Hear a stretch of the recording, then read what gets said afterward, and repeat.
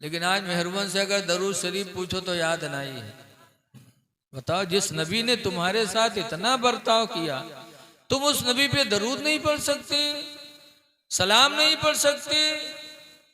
और दुनिया के कितारा ले लो तो दुनिया भर याद है। पाया जाए रज जगग रात, तो पूरी रात ढोल जमकत है। आ जाओ आंगन माल्ला मरे, सोने के थाला में जौना परोस, कितनी झुट्ठीन होत बताओ। सोने के थाल अत्ता बड़ा होत है और मैं जौना परोसत है। जौना का है हम बुढ़ा के आज तक नहीं जान पाओ। सोने के थाला, सोने के कील हाली नहीं जुआत है, और सोने के थाला में जौना परोसत है। लड़की की शादी, लड़का की शादी तो तुम खुराफात बकती हो। तुमको तो उस रात में अपने नबी पे दरूद पढ़ना चाहिए, कुरान पढ़ना चाहिए, इबादत करना चाहिए, दुआ मांगनी चाहिए कि अल्लाह तेरा शुक्र है कि तूने मुझे औलाद दिया, तो मेरे औलाद को तूने जवानी भी अता फरमाई। तू चाहता तो बचपन में मौत दे सकता था, अल्लाह तूने मेरे औलाद को जवानी दिया, निकाह की तौफीक अता फरमाए, तेरा शुक्र है। इस खुशी में तुम्हें नमाज पढ़नी चाहिए, तिलावत कुरान करना चाहिए, लेकिन नबी पर दरूद नहीं याद है। नबी ने वसीयत किया था औरतों के साथ भलाई करना। इसलिए मेरी माँ बहनों, अपने नबी का एहसान मानो और अपने नबी पर दरूद भेजो और नबी की प्यारी चीज को अपनाओ। सरकार फरमाते जो इलत कुर्रत वैनी फिस सलाह, मेरे आंखों की ठंडक नमाज में है। लेकिन एक बात और पूछी गई सरकार से, यमरअत खैरुन, अल्लाह के रसूल कौन औरत सबसे बेहतर है। सरकार से पूछा गया था कि आप औरतों पर वसीयत, औरतों के लिए वसीयत फरमा रहे हैं कि औरतों के साथ भलाई करना, लेकिन अल्लाह के रसूल औरतों में सबसे बेहतर कौन है। तो उन्होंने फरमाया था, 3 पहचान बताई थी अच्छी औरत का, कि सबसे अच्छी औरत वो है कौन। 3 सिफत। पहली सिफत हुजूर ने फरमाया था, इदा नज़रा इलैहा फसर्रतहु, पहली पहचान यह है कि जब उसका मर्द बाहर से आकर के उसको देखे तो औरत अपने शौहर को खुश कर दे। देखते देखते औरत खुश हो जाए। इस तरह औरत अपने शौहर से पेश आए, खुशी के साथ, चेहरे पे मुस्कुराहट हो, चाहे मुसीबत का पहाड़ टूटा हो, लेकिन जब शौहर बाहर से आए तो औरत मुस्कुरा के अपने शौहर के सामने आए तो शौहर का दिल भी खुश हो जाएगा। ये पहली पहचान। दूसरी पहचान ये हुजूर फरमाते वैदा अमरहा फाताअतहु, और दूसरी पहचान यह है कि जब उसका मर्द उसको किसी चीज का हुक्म दे तो फौरन उस पर अमल कर ले। ये दूसरी पहचान है औरत की, कि मर्द कहे तो फौरन उसकी फरमा बरदारी औरत कर ले। और तीसरी पहचान हुजूर ने फरमाया वइज़ा ग़ाबा अन्हा, और जब उसका शौहर उससे गायब हो जाए, फ़ासना फ़रजहु, तो अपनी शर्मगाह की वो हिफाजत करे। और मर्द गायब हो जाए, दिल्ली चला जाए, बम्बई चला जाए, सऊदीया चला जाए, कुछ दिनों के बाद आए, तो ऐसे हालत में औरत अपने इज्जत की हिफाजत करे, किसी से कोई ताल्लुक पैदा न करे। अगर ये 3 चीजें औरत के अंदर पाई जाती हैं तो हुजूर फरमाते हैं वो औरत सबसे बेहतर औरत। लेकिन आज देखा जाता है चला गया मर्दवा सऊदीया, अहिया फिटियाई ली, इधर उधर ताल्लुकात, पैसा आ रहा है सऊदी से, बेचारा वो कमा के भेज रहा है और उसके पैसे को लेकर के हमारी माँ बहनें अय्याशी करती हैं। खुदा के यहाँ क्या मुँह जवाब देंगे। बम्बई में मैं मुहर्रम की तकरीर करने गया तो एक साहब मसला पूछने आए, उसके 2 लड़के थे और वो सऊदी में रहता था, पैसा भेजता था, 2 बच्चे भी थे, और उसकी औरत किसी से उसने इश्क कर लिया, तो दोनों बच्चों को लैट्रिन में बंद कर देते, रात भर बच्चे लैट्रिन में पड़े रहते, वो अपने आशिक के साथ रात गुजारती। 2 साल के बाद जब उसका आदमी आया, बच्चों ने रो रो करके जो बताया, तो फौरन उसने लात मारा और उसी वक्त उसने तलाक दे दिया और घर से बाहर निकाल दिया। बताइए, ऐसी चुड़ैलिन भी इसी दुनिया में रहती है। सरकार ने 3 सिफतें बताई हैं। तीसरे नंबर पर यही बताया कि जब मर्द गायब हो जाए तो अपनी इज्जत की हिफाजत करे। सहाबा किराम भी जाते थे बाहर। एक साहब अपने घर में अपने ससुराल में थे, 2 मंजिला मकान था, सास ससुर नीचे, ऊपर बिटिया दमाद। सफर में जाने लगे तो जाते वक्त उन्होंने अपनी बीवी से कहा था, वसीयत किया था। क्या किया था?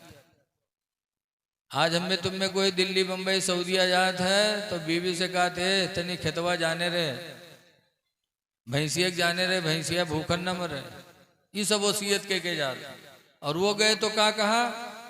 ऊपर रहते थे नीचे सास ससुर, ऊपर बिटिया दामाद। तो दामाद ने चलते वक्त अपनी बीवी से कहा था, ला तंजली मिनल उलुवी इला सफली, ऐ मेरी बीवी तुम ऊपर से नीचे न उतरना, हत्ता रुजिअ मिन सफरिना, यहाँ तक कि मैं अपने सफर से वापस आ जाऊं।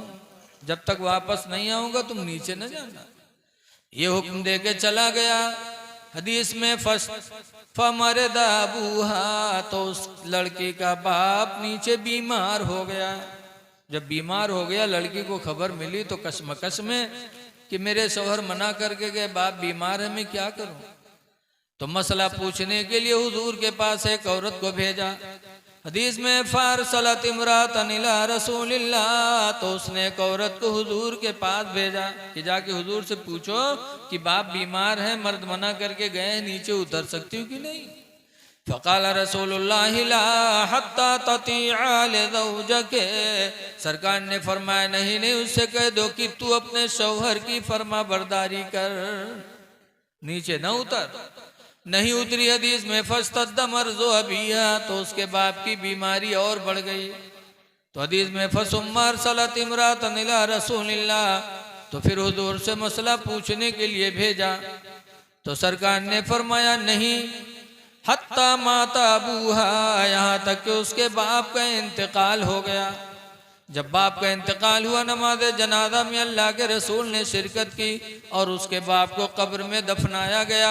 जब मिट्टी हो रही थी, हदीस में गैबी आवाज़ आने लगी, कद गफरतुहु बिहसनाति बिन्तिही, मैंने इसको बख्श दिया इसकी लड़की की नेकियों के वसीले से। तो हुजूर मुस्कुरा के फरमाते हैं, लोगों देखो देखो, आज ये इंसान अपनी अमाल की वजह से नहीं बख्शा जा रहा, बल्कि अपनी लड़की के नेकियों के वसीले से बख्शा गया। इसलिए हमारी माँ बहनें जिस नबी का कलमा पढ़ चुकी हैं, उस नबी की फरमा बरदारी करें। दुआ है कि अल्लाह ताला इन चंद बातों पर अमल करने की तौफीक अता फरमाए। नमाजों की पाबंदी करो और एक दूसरे की मदद करते रहो। हदीस पाक में है, इन तंसुरुल्लाह यंसुरुकुम, अगर अल्लाह की तुम मदद करोगे तो अल्लाह तुम्हारी मदद करेगा। तो अल्लाह मुहताज है क्या? नहीं, इन तंसुरुल्लाह का मतलब यह है कि अगर अल्लाह के बंदों की तुम मदद करोगे तो अल्लाह तुम्हारी मदद करेगा। तो इसलिए हमेशा एक दूसरे के साथ अच्छा सलूक करो, अल्लाह की रहमत हमारे तुम्हारे साथ होगी। अब मेरे बाद भी बहुत से लोग मौजूद हैं जिनका बयान सुनना है, नाज शरीफ भी सुननी है।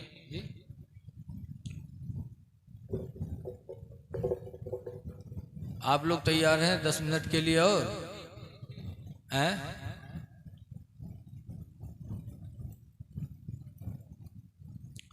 देखिए, रसूलुल्लाह सल्लल्लाहु अलैहि वसल्लम से कहा गया था कि हुजूर के मेरे महबूब, तुम बादशाही जिंदगी पसंद करते हो कि आम जिंदगी पसंद करते हो? आम इंसान जैसे जीना चाहते हो कि बादशाह जैसे जीना चाहते हो? तो हुजूर ने फरमाया था, अल्लाह, मैं बादशाहों की जिंदगी नहीं चाहता, मुझे तो आम लोगों की जिंदगी गुजारना पसंद है, मुझे आम इंसान की जिंदगी अता फरमा। तो हजरत इसराफील अलैहिस्सलाम तशरीफ लाए और उन्होंने कहा, है महबूब, आपने बादशाही को ठुकराया, आम इंसान की जिंदगी गुजारने को आपने पसंद फरमाया। अल्लाह आपकी इस इंकिसारी पर इतना राजी है कि अल्लाह ताला कल क़यामत के दिन सबसे पहले आपको कब्र से उठाएगा और सबसे पहले क़यामत के दिन अल्लाह ताला आपको मकाम शफ़ाअत अता फरमाएगा। ये हजरत इसराफील अलैहिस्सलाम ने आगे बशारत दिया। इसलिए लोगों, जिस नबी का हमने कलमा पढ़ा उस नबी को बादशाहत की जिंदगी पसंद नहीं है, उस नबी को आम इंसान की जिंदगी पसंद है। तो हम और आप के अंदर इनकिसारी होना चाहिए, तवादु होना चाहिए, कभी हम में आप में गुरूर और घमंड नहीं होना चाहिए, अदल और इंसाफ होना चाहिए। हदीस पाक में हुजूर फरमाते हैं, ला यदखुलुल जन्नह, जन्नत में दाखिल नहीं होगा कौन? अल खिब्बु, धोखा देने वाला, वल बखीलु, और बखील। धोखा देने वाला, बखीली करने वाला दोनों जन्नत में नहीं जाएंगे। आज हम में तुम में कितना धोखा होता है। एक प्रधान से ले हैं 10,000 रुपया, कहे तुमका मोड़ दे, तो कहे दूसरे से ले हैं 20,000, कहे उसका छोड़ा तुमका दे। ये धोखा है कि नहीं है? धोखा देने वाला जन्नत में नहीं जाएगा। नबी करीम ने किस तरह वादा को पूरा किया। अबुल हमसा एक सहाबी हैं, वो कहते हैं मैंने अपना कुछ माल हुजूर से कुछ माल खरीदा, और माल खरीदने के बाद अबुल हमसा कहते हैं कि मैंने पैसा दिया तो कुछ पैसा कम पड़ गया, तो मैंने हुजूर से कहा कि आप रुकिए यहीं, मैं घर से पैसा ला के आपको देता हूँ। हुजूर ठहर गए। अबुल हमसा घर पैसा लेने गए और भूल गए। एक दिन गुजरा, 2 दिन गुजरा, 3 दिन गुजरा। 3 दिन के बाद अबुल हमसा को याद आया कि मैंने तो हुजूर से कहा था रुको मैं पैसा घर से ला के दे रहा हूँ। 3 दिन के बाद अबुल हमसा को याद आया तो पैसा लेके गए, तो देखा कि जहां सरकार से कहा था वहीं सरकार रुके हुए थे। 3 दिन तक मेरे नबी वहीं ठहरे रहे। अबुल हमसा जब पहुंचे तो मेरे नबी के पेशानी पे कोई सुकड़न नहीं, कोई गुस्सा नहीं। इतना कहा मेरे भाई तुमने मुझे यहाँ रोक कर तकलीफ पहुंचाई, मैं 3 दिन से वादा के मुताबिक यहाँ खड़ा हूँ। ये हमारे नबी हैं जिन्होंने वादा की इतनी पाबंदी की, और आज हम वादा करके आदमी को धोखा दे देते हैं। वादा करो तो वादा को निभाओ, धोखा देना ये भी इस्लाम में जायज नहीं है। नबी करीम सल्लल्लाहु अलैहि वसल्लम की एक वसीयत सुनो। अन अबी हुरैरा क़ाला क़ाला रसूलुल्लाह सल्लल्लाहु अलैहि वसल्लम, हजरत अबू हुरैरा फरमाते हैं कि अल्लाह के रसूल ने इरशाद फरमाया, अस्तौसू बिन्निसाई खैरा, ऐ मेरे उम्मतियों में तुमको वसीयत करता हूँ औरतों के साथ भलाई का। हुजूर ने वसीयत फरमाया कि औरतों के साथ भलाई करना। क्यों? फ़इन्नहुन्ना खुलिक़ना मिन दिलिन, इसलिए कि औरतें पसली की टेढ़ी हड्डी से पैदा की गई हैं। टेढ़ी हड्डी से पैदा की गई है। टेढ़ी हड्डी सीधी करोगे तो हड्डी तो टूट जाएगी, लेकिन हड्डी सीधी नहीं होगी। इसी तरह ये भी टेढ़ी हड्डी से बनाई गई है। ज्यादा सीधी करोगे तो सीधी तो नहीं होंगी, लेकिन तुमसे जुदा हो जाएंगी। इसलिए हुजूर फरमाते हैं लोगों औरतों के साथ भलाई करो। ये मेरे नबी का रहमो करम है औरतों का।